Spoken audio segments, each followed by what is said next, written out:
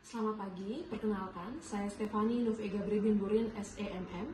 Saya adalah salah satu dosen program studi manajemen Fakultas Ekonomika dan Bisnis Universitas Katolik Widya Mandira Kupang. Dengan bidang konsentrasi saya adalah manajemen sumber daya manusia.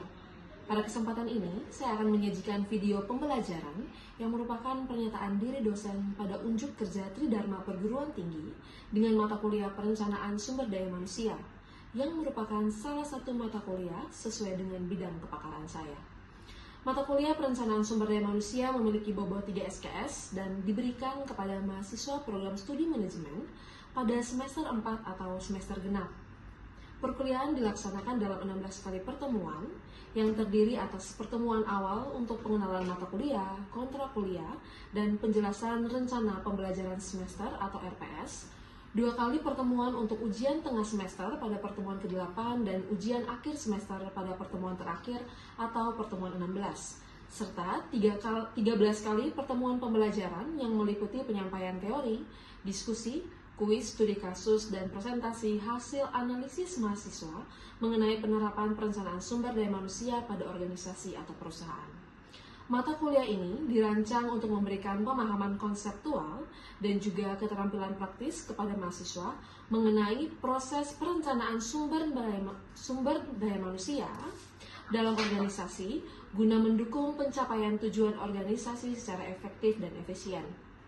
Melalui mata kuliah ini, mahasiswa diharapkan mampu memahami proses perencanaan sumber daya manusia, menganalisis kebutuhan tenaga kerja organisasi, mengidentifikasi kesenjangan sumber daya manusia, serta menyusun rekomendasi perencanaan SDM yang relevan dengan kebutuhan organisasi. Pada mata kuliah ini, secara umum, mahasiswa akan membahas peran, tantangan, dan tren, pendekatan-pendekatan, variabel-variabel lingkungan, analisis jabatan, proses peramalan SDM, menghitung permintaan SDM, memastikan pasokan SDM, proses manajemen suksesi, konsep downsizing dan restructuring, konsep talent management, dan menentukan pengurangan staffing, konsep pengukuran keefektifan dan efisiensi dalam organisasi.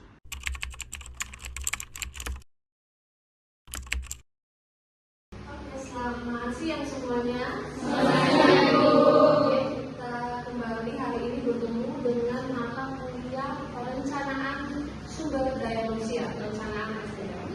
Jadi sesuai dengan pertemuan pertama, saya sudah mengirimkan silabus RPS, teman-teman sudah ya? Sudah diskusi di kelas terkait dengan silabus dan juga RPS. Untuk kali ini kita melanjutkan ke materi tentang konsep downsizing dan restructuring. Oke. Ada yang pernah dengar video ini? Belum pernah ya. Jangan kedengaran ya, apalagi mata kuliah baru di sumber daya manusia. Oke. Kalau lihat dari gambaran ini, ada secara singkat beberapa konsep pengertian yang bisa membedakan dua konsep ini. Karena tujuan utama kalian belajar tentang perencanaan SDM, khususnya dua konsep ini, adalah kalian paham dan bisa membedakan tentang pengertian dari restrukturisasi dan juga dari konsep downsizing. Oke, dari pengertian yang pertama, restrukturisasi yaitu perubahan struktur organisasi atau sistem untuk meningkatkan efektivitas dan juga kinerja. Kalau downsizing, pengurangan jumlah karyawan atau ukuran organisasi untuk menekan biaya. Ini secara singkat, pemahaman secara singkat di awal untuk kalian bisa membedakan dua konsep ini. Dalam perencanaan SDM sangat penting kalian paham tentang ini. Bahwa dalam perencanaan SDM teman-teman ini bukan hanya fokus belajar tentang bagaimana kita cara mendapatkan karyawan yang baru, tapi kita juga berpikir organisasi akan berada dalam posisi di mana dia juga akan mengeluarkan karyawan karena satu dan dua kondisi. Itu yang nanti kita akan pelajari di materi ini. Oke. Selanjutnya kita mulai dari pengertian downsizing. Tadi di awal kita sudah singgung ya. Kalau teman-teman lihat dari gambar ini secara singkat, oke, yang pertama sebelum downsizing, jumlah karyawannya ini banyak. Gambar sebelahnya, setelah downsizing, ada beberapa karyawan yang sudah keluar. Ada pengurangan karyawan. Tujuannya adalah menekan biaya. Berarti secara tidak langsung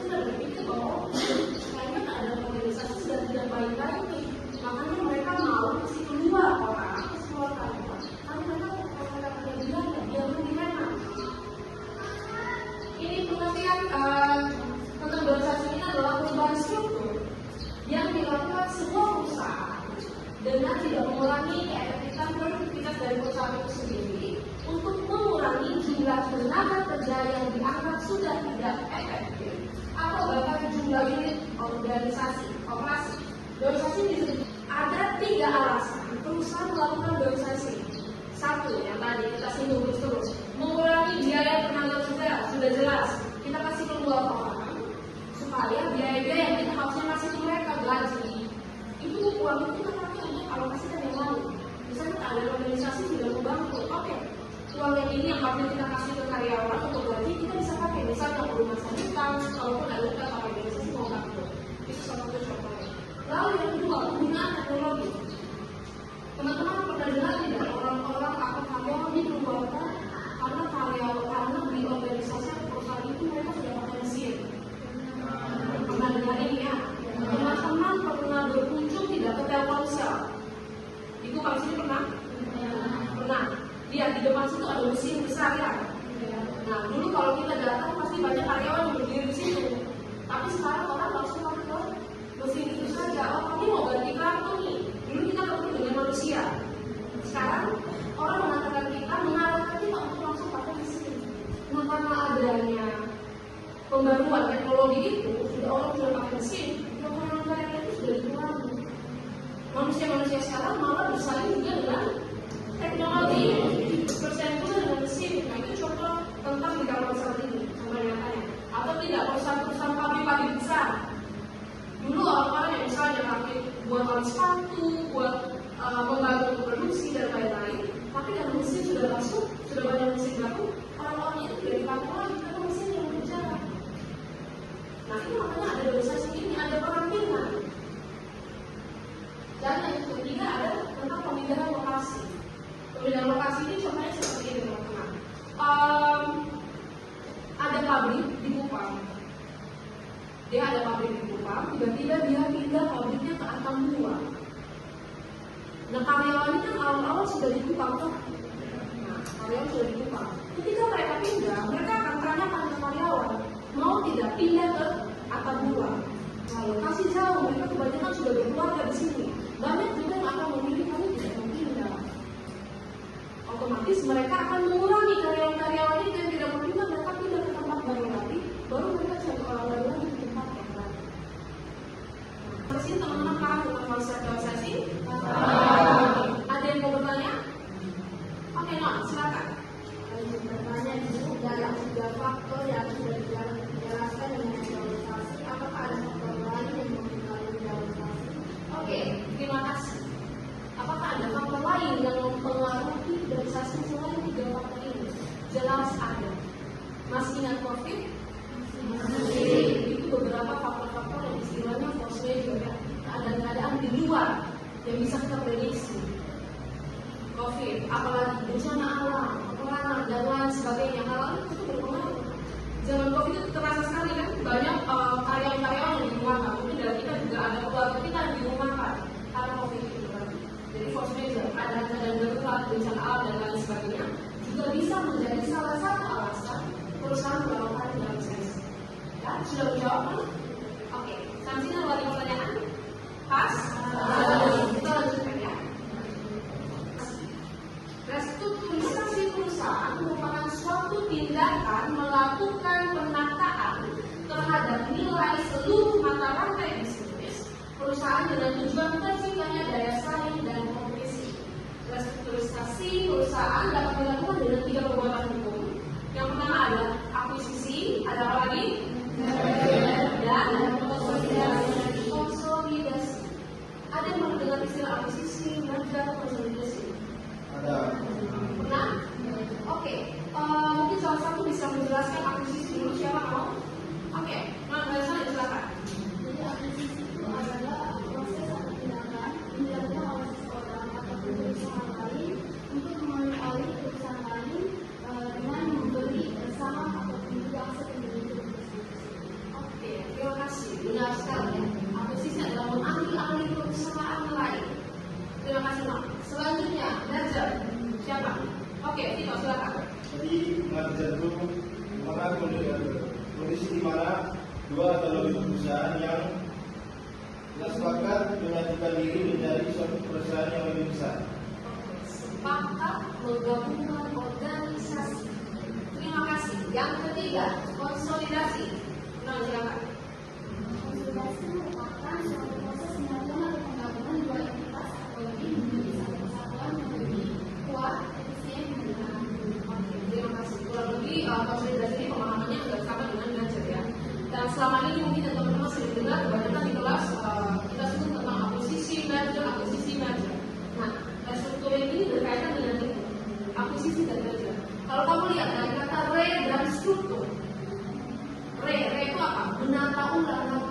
buat kembali.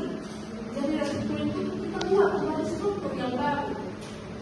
Pemahaman struktur ini bukan berkaitan dengan tata organisasinya saja, tapi struktur bagaimana di dalamnya buat modal baru lagi, utang baru lagi, dan lain sebagainya. Makanya contohnya itu ada akuisisi dan juga ada merger dan konsolidasi. Ini contoh dari akuisisi. Meta awalnya kan Facebook kok, Facebook mengakuisisi Instagram. Setelah itu namanya jadi Meta, tidak namanya Facebook. Nama Meta itu nama perusahaannya dia. Jadi Meta mengakuisisi Instagram, tapi sekarang bukan mengakuisisi Instagram saja, tapi apa juga? WhatsApp juga, lalu di Instagram juga sudah ada yang kembar apa? Threads itu ya, pada dasarnya itu juga semuanya ada di bawah naungan Meta ini. Meta mengakuisisi itu. Nah awalnya Instagram itu kan punya strukturnya sendiri-sendiri kan, struktur organisasi dan lainnya sendiri-sendiri. Facebook juga. Ketika mereka gabung itu, berarti ada kebaruan lagi. Orang-orangnya mesti orang-orang dari dua tempat yang berbeda mereka gabung jadi satu yang baru ini. Nah itu baru mereka ditata lagi, diatur lagi. Dari yang bisa jadi awalnya kan Instagram banyak kan beda-beda. Tapi saat Meta mengambil akun Instagram, ada juga karyawan-karyawan di bagian Instagram yang mungkin dari proses downsizing itu ada juga yang dikeluarkan. Mereka yang dikeluarkan ini mereka tidak gabung ke Meta karena bisa jadi mereka tidak memerlukan bagian-bagian itu karena mereka sudah ada di unit ini. Mereka sudah ada orang-orangnya. Misalnya unit bagian iklan di Instagram dulu ada mungkin orang-orang di bagian pemasaran, tapi saat mereka harus akuisisi, kami di Meta sudah ada orang-orang ini nih. Jadi kami tidak perlu bagian dari Instagram. Yang ada terjadinya biasa dari Instagram mengeluarkan karyawan-karyawannya karena mereka mau membentuk struktur yang baru. Kembali lagi, kalau merger itu kan jadi penggabungannya perusahaan A dan perusahaan B. Mereka gabung, mereka buat perusahaan C. Jadi merger itu gabung, mereka buat nama yang baru. Kalau Facebook dengan Meta, Facebook dan Instagram itu kan mereka tidak buat nama yang baru. Memang Meta karena ada di Facebooknya berubah saja namanya, tapi bukan membentuk yang baru. Kalau merger, dua perusahaan gabung, baru mereka ciptakan nama yang baru lagi. Itu merger. Nah, merger itu juga tadi pasti ada restrukturisasi, no? Ada tidak? Ada juga perubahan struktur di dalamnya yang perlu mereka tata lebih baru lagi karena mereka sudah gabung nih. Kalau misalnya tadi akuisisi, Instagram diakuisisi, Instagram akan ikut saja karena dia diambil alih. Tapi kalau merger, mereka dua sepakat untuk gabung, berarti mereka akan lebih sepakat lagi untuk mereka tata lagi, mereka punya struktur lebih baru lagi. Instagram hanya ikut saja karena akuisisi. Tapi kalau merger, itu mereka akan sama-sama, oke, kita tata lagi semua lebih dari awal. Kalau akuisisi kita ikut saja yang sudah ada, kita hanya diganti beberapa poin saja. Tapi kalau merger bisa jadi mereka lompat dan tata ulang semua dari awal. Itu restrukturisasi. Salah satu restrukturisasi itu yang downsizing itu lagi. Kita menata ulang organisasi, salah satunya downsizing itu dengan cara mengurangi karyawan-karyawan. Sampai sini teman-teman paham? Oke. Nah ini beberapa contoh. Ibu lanjutkan lagi dari yang tadi Instagram, Facebook, Meta. Dari restrukturisasi, sorry kalau kelihatan kecil ya, nanti baru saya share materi ini. Itu yang awal sebelum restrukturisasi, Instagram tuh dia punya komponen produk divisinya tuh masing-masing beda dengan Facebook punya. Kalau teman-teman lihat di sini ada bagian engineering, bagian produk, bagian marketing, bagian operation. Facebook punya beda lagi. Nah, ketika Meta mengakuisisi Instagram, mereka bentuk hal baru lagi yang ketika Meta mengakuisisi Instagram hanya mengikuti saja dari yang sudah ada ini. Tidak ada komponen dari Instagram yang dibawa ke Meta ini ya. Kalau kalian lihat ini tidak terlalu kelihatan kata-katanya, tapi dari gambarnya saja sudah terlihat bahwa divisinya sendiri tidak ada di sini. Meta punya divisi lain lagi. Ini divisi produk, marketing, operasi juga tidak terpakai. Dan kebanyakan hal-hal yang gambarnya sama itu yang kebawa ke Meta. Karena ini akuisisi. Instagram yang mengikuti saja, tapi beda ketika yang tadi bilang merger itu ya, mereka menata semua lagi dari awal. Oke, jelas. Sampai sini teman-teman paham? Nanti saya akan mengirimkan tugas di admin, ya. Silakan teman-teman nanti cek tugasnya di admin masing-masing, dan juga nanti untuk absennya juga by admin saja ya. Silakan teman-teman cek. Untuk pertemuan selanjutnya nanti kita sesuaikan dengan silabus. Untuk sekarang saya rasa itu saja. Atau ada teman-teman yang mau bertanya atau masih belum paham tentang materi ini hari ini? Ya, saya rasa materi yang sederhana, yang konsepnya mudah untuk kita pahami. Oke, kalau begitu kita akhiri pertemuan hari ini. Terima kasih untuk semuanya. Sampai ketemu di pertemuan selanjutnya dan selamat siang.